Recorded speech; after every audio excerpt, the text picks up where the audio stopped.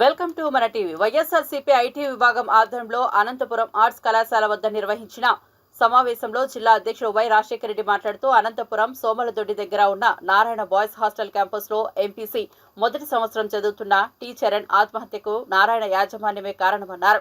3వ అంతస్తు నుంచి దూకి మరణించడం బాధాకరమన్నారు. దీనిపై ఉద్యమాలు చేస్తున్న విద్యార్థిని నాయకులపై అక్రమ కేసులు పెట్టడం దారుణమన్నారు. మరణంపై సమగ్రమైన విచారణ చేయాలని, నారాయణ కళాశాలను సీజ్ చేయాలని, మంత్రి నారాయణను మంత్రి పదవి నుంచి తొలగించాలని, విద్యార్థులపై నారాయణ కళాశాలలో ఫీజులు వేధింపులు ఆపాలని ప్రభుత్వంని డిమాండ్ చేశారు.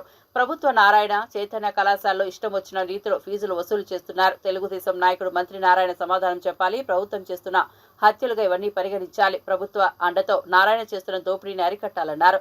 దీనికి బాధ్యత వహిస్తూ విద్యాశాఖ మంత్రి రాజీనామా చేయాలన్నారు. ఈ కార్యక్రమంలో వైఎస్ఆర్సీపీ నాయకులు రాంభూపాల్ రెడ్డి, దేవేంద్ర, హరినాథ్ తదితరులు పాల్గొన్నారు. అనంతపురంలో ఇంటర్ కాలేజీ విద్యార్థి అయినటువంటి ఇంటర్ విద్యార్థి మరణానికి ఖచ్చితంగా నారాయణ కాలేజీ యాజమాన్యమే కారణమని మేము చెప్తాను. ఎందుకంటే ఆయన తెలుగుదేశం పార్టీ మంత్రిగా కొనసాగుతూ అధికార దుర్వినియోగంతో విద్యార్థుల యొక్క బాగోగులు చూసుకోకుండా ఫీజుల కోసం వేధిస్తూ ఉన్నారు.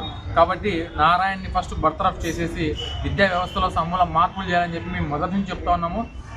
దాంట్లో భాగంగానే ఈరోజు ఎంతోమంది రాష్ట్ర వ్యాప్తంగా ఫీజులు కట్టలేని పరిస్థితుల్లో ఉన్నారు. ఒకప్పుడు పాత జగన్మోహన్ రెడ్డి గారి గవర్నమెంట్లో విద్యార్థులకు ఎన్నో వెసులుబాటు ఉండేది. దాంతోపాటు 25% మందికి ఉచిత విద్యను కూడా కార్పొరేట్ కాలేజీలు అందించేవి. కానీ అవన్నిటికీ పక్కకి తిలోదకాలు ఇచ్చి ఇప్పుడు వాళ్ళ ఇష్టరీతిగా నారాయణ చైతన్య పెట్టలేకపోతున్నారు. కాబట్టి ఖచ్చితంగా కేంద్ర ప్రభుత్వం, రాష్ట్ర ప్రభుత్వం దీని మీద చర్యలు తీసుకొని విద్యార్థులని యొక్క క్షేమాన్ని దృష్టిలో పెట్టుకొని వాళ్ళకి ఫీజులు తగ్గించాలని చెప్పి వారికి పూర్తి స్థాయిలో అందుబాటు ధరలో, ముఖ్యంగా అనంతపురం జిల్లా కరువు జిల్లాలో ఉంటుంది. ఇప్పటికే పంటలు పండక చాలా దారుణమైన పరిస్థితుల్లో ఉన్నాము. ఈ పరిస్థితుల్లో విద్యార్థులందరికీ ఫీజుల కోసం వేధించడము చాలా బాధాకరమైన విషయము. దాంతోపాటు ఆయనకి ఎంతసార్లు చెప్పినా ఇన్ని ఆత్మహత్యలు జరుగుతూ ఉన్నారు రాష్ట్ర వ్యాప్తంగా. ఆయన ఆలోచనలో మాత్రం మార్పు రావట్లేదు. ఇప్పటికైనా ఆయన మేల్కొని పూర్తి స్థాయిలో ఫీజుల యొక్క నియంత్రణ తీసుకొని రావాలని, దానికి ప్రభుత్వము ముందుండి ఫీజుల నియంత్రణ చట్టాన్ని తీసుకొని రావాలని చెప్పి మేము కోరుతా ఉన్నాం.